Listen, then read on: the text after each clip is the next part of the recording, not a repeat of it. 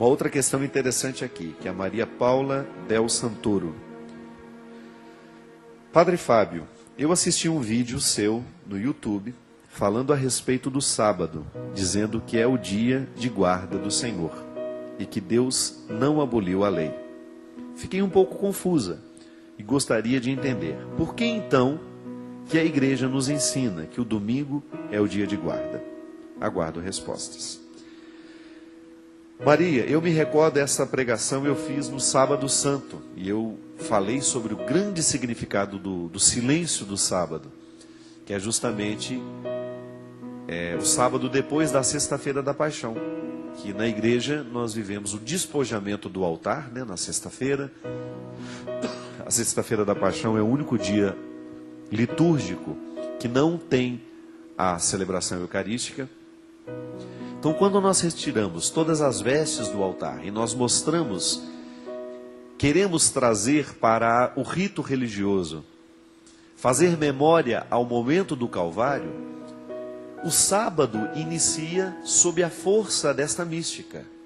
Nós estamos em silêncio, porque o Cristo está morto.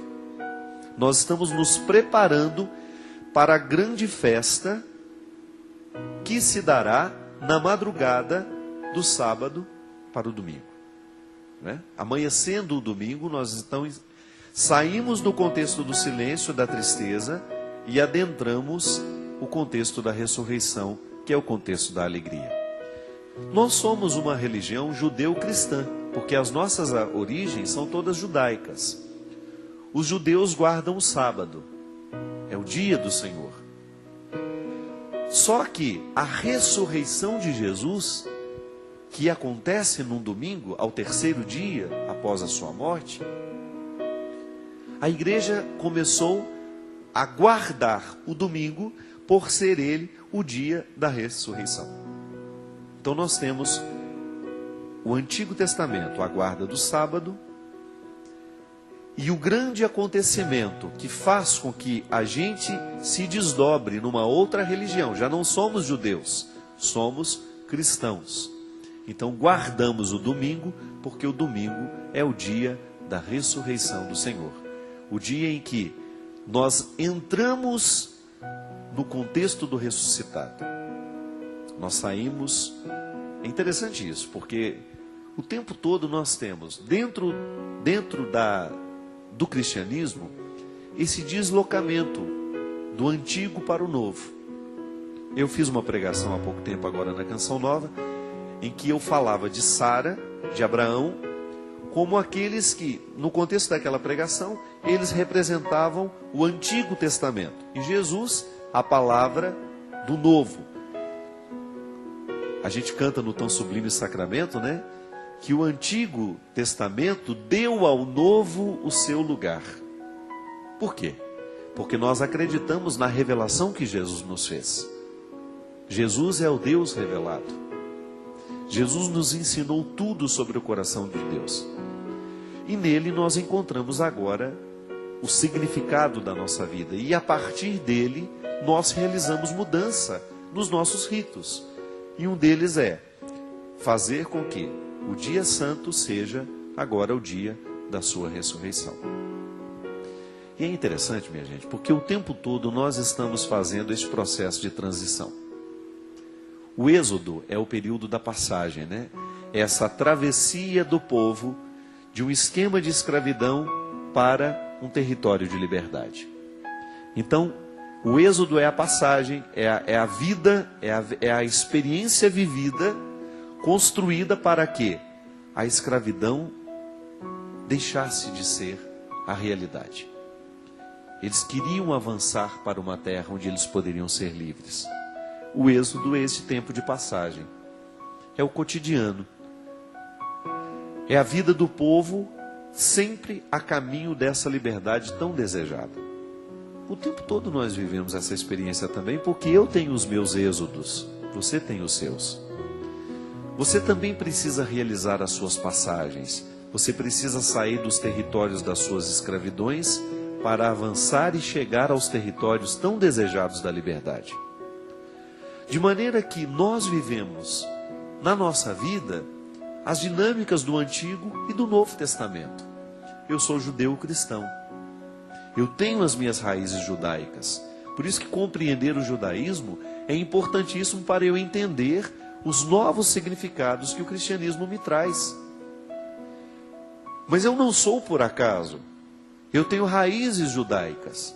Eu preciso compreender o porquê do judeu acreditar desta forma. Porque Jesus era judeu.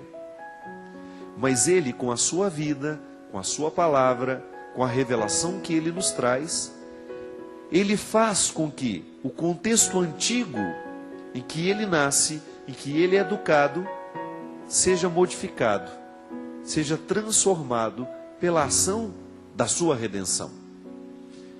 E um dos aspectos mais interessantes, que nós precisamos o tempo todo ter consciência, é que Jesus nos faz livres das amarras da lei. Jesus vai nos dizer que a partir do momento que nós mergulhamos no mistério de Deus, a lei deixa de estar fora de nós, como os judeus que amarravam, nos rins trechos da Sagrada Escritura, porque eles acreditavam que ter aquela palavra amarrada, aqueles versículos normativos, jurídicos, que tê-los amarrados na cintura era uma maneira de se recordar, que eles tinham de recordar o compromisso que aquela lei pedia para eles. Amarrar a lei na cintura era de alguma maneira estar comprometido com os desdobramentos práticos do que aquela lei pedia. Só que aí Jesus vai dizer que agora, com a sua vinda, com a sua morte, com a sua ressurreição, o cristão não precisa mais ter a lei de fora. A lei de fora pode até existir, mas ela é apenas um referencial. Porque, na verdade, a verdadeira lei já está escrita nos corações. E a gente sabe o tanto que é difícil a gente viver essa liberdade interior. Porque ter a lei escrita no coração não é outra coisa senão você viver a liberdade interior que Cristo lhe garante. Quando eu mergulho no mistério de Jesus, eu me transformo num ser livre. Porque a adesão a Jesus faz a gente livrar-se dos excessos, como eu dizia no início do programa. Porque eu sigo Jesus, então eu quero ter um coração mais leve. Eu quero estar comprometido com a bondade, eu quero estar comprometido com a verdade. Eu quero me comprometer com as coisas boas. Eu quero com a minha vida diminuir o poder do mal. Veja bem, se eu vivo a partir destas regras, significa que eu já tenho a lei escrita dentro de mim. Os ensinamentos de Jesus já estão dentro do meu coração, porque ao mergulhar no mistério da sua palavra, eu assumo o compromisso de ser Ele de novo, de ser com Ele, de ser para Ele. Aí o que são as leis que estão de fora? Um referencial para quem precisa. Isso é muito interessante. Audacioso, eu diria. Então nós vamos numa praça pública, apenas um exemplo simples. Eu vou a uma praça e eu descubro que lá existem algumas placas. Proibido pisar na grama. Para quem servem essas placas? Para aquelas pessoas que ainda não sabem respeitar os jardins. Concorda comigo? Agora, se você já tem uma sensibilidade de saber que aquele jardim não foi criado para ser pisoteado, que ele é um bem público, você não vai precisar daquela placa. Você vai olhar para aquela beleza e você naturalmente vai criar uma reverência por ela. Você vai saber identificar que aquele jardim merece o seu respeito. A lei já está escrita dentro de você. Você foi educado para essa civilidade. A gente anda pelas grandes cidades, E às vezes é lamentável a sujeira dos nossos muros, a sujeira do nosso espaço público. O que aquilo revela? Revela que muitas vezes as pessoas não estão comprometidas com o bem comum. Então muitas vezes nós precisamos de uma lei para nos proibir. Proibido pichar esse muro. Proibido jogar sujeira no chão. Proibido esquecer aí, você vai à praia, faz lá sua farofada, né? E depois você vai embora, larga aquela sujeira toda que você deixou. Não. Quem ama o meio ambiente não precisa de uma regra que esteja de fora. Mas infelizmente nós temos pessoas que não são capazes de ter o amor a esse meio ambiente. Então alguém vai ter que fiscalizar, vai ter que aplicar multas pesadas muitas vezes. É horrível isso. É impressionante como na vida social a gente entende, a gente compreende melhor o que significa ser um homem e uma mulher de Deus. Porque o respeito às regras sociais, eles indicam que existe dentro de nós uma maturidade que nos diferencia dos outros. Outro dia eu estava ouvindo um homem falar sobre o pecado do ponto de vista social. Eu achei muito interessante, porque ele retirou todo o contexto da religiosidade do discurso e falou assim, olha, o que é o pecado? É aquilo que fere as relações humanas, é aquilo que dificulta o bem comum. Aí ele falava assim, quando eu educo meu filho e ensino para ele valores, quando eu entrego para ele um código de honra, que vai ajudá-lo a viver melhor com as pessoas, que vai ajudar a viver melhor no trabalho, que vai ajudar a tratar melhor a esposa que ele vai ter um dia, ou tratar com respeito e dignidade as namoradas que vão passar pela vida dele.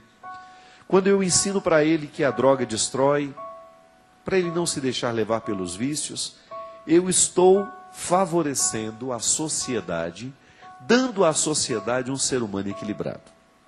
Isso é fantástico. É o que as religiões precisam fazer. E como é que a gente precisa melhorar essa produção humana a partir da religião? Ensinando regras. Agora, essas regras precisam vir morar dentro de nós. Dentro de nós. Eu me recordo que por ocasião daquela confusão danada do aborto, vai ter a lei do aborto, não vai ter a lei do aborto. Eu me lembro que eu disse uma coisa que eu fui muito mal interpretado, e eu dou até a razão porque eu realmente não me expressei bem.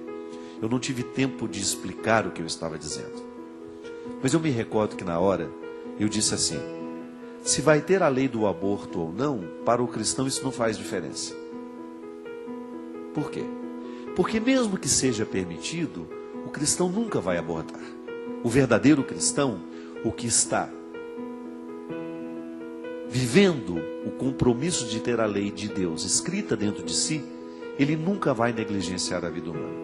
É claro, gente, e depois eu pensei melhor sobre isso, quando você abre a possibilidade de abortar legalmente uma criança, é claro que você vai facilitar o crime. E definitivamente nós não podemos ser a favor da legalização do aborto. Mas por outro lado, você tem que pensar que mesmo que você viva numa sociedade totalmente secularizada, sem nenhum respeito às leis de Deus, o verdadeiro cristão saberá se portar diante de tudo isso. Então nós temos que lutar para nunca serem aprovadas essas leis. Mas você tem que saber também que a lei inscrita no coração está acima de qualquer documento que porventura possam colocar diante de nós. E era isso que eu queria dizer naquela hora, e não tive oportunidade, não tive muito tempo de dizer. O que modifica de fato, o que queremos, o que fazemos, é a lei que trazemos dentro de nós. É a nossa verdade fundamental. É aquilo que a gente falava no nosso programa. Retire os seus excessos para você saber quem você é. Se você quer realmente saber quem é você, retire os seus excessos para ver o que sobra. O que você realmente acredita. Tenha coragem de se fazer essas perguntas. São perguntas para você responder a vida inteira. Quem é você? No que você acredita? Quais são os seus valores? O que é que rege as suas decisões? Qual é o seu código de conduta? Qual é o seu código de honra? O que realmente nessa vida para você importa? O que é que você realmente quer fazer acontecer? Onde é que está a sua luta? Onde é que você derrama o seu sangue? Onde é que você coloca o seu empenho? Essas são as perguntas que norteiam a nossa conversão. Porque quando nós respondemos com sinceridade essas perguntas, a gente vai ter condições de saber em que degrau dessa escadaria da salvação nós estamos situados. E aí a gente vai descobrir, a partir da resposta que nós vamos dar a todas essas perguntas, nós vamos descobrir qual é o esforço que a gente precisa fazer para a gente poder avançar um pouco mais nessa escadaria. Porque às vezes a gente corre o risco de não chegar à resposta, é porque a gente ainda não se fez a pergunta. Às vezes a gente corre o risco de viver no segmento de Jesus sem reflexão.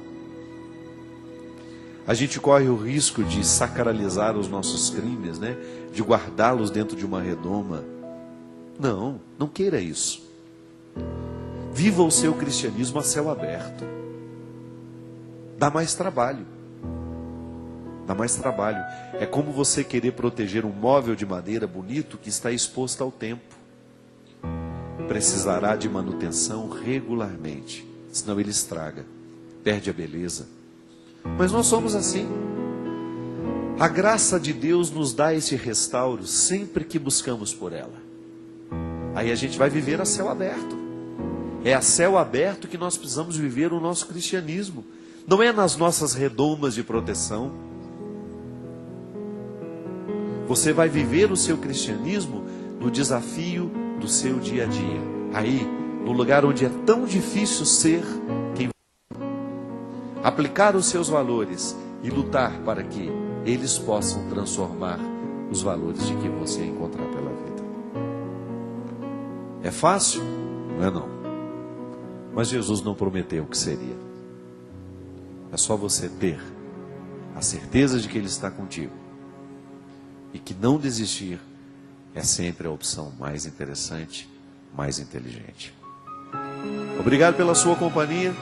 Até a semana que vem, se Deus quiser. Derrame o Deus Todo-Poderoso sobre o nosso coração, sobre a nossa vida, a sua bênção. Ele que é Pai, Filho e Espírito Santo. Amém. Se a cruz lhe pesa, não é para se entregar, mas para aprender a amar, como alguém que não desiste. A dor faz parte do cultivo dessa fé, pois só sabe o que se quer quem luta para conseguir ser feliz. Não desista do amor, não desista de amar, não se entregue à dor, porque ela um dia vai passar. Se a cruz lhe pesou e quer se entregar ao como se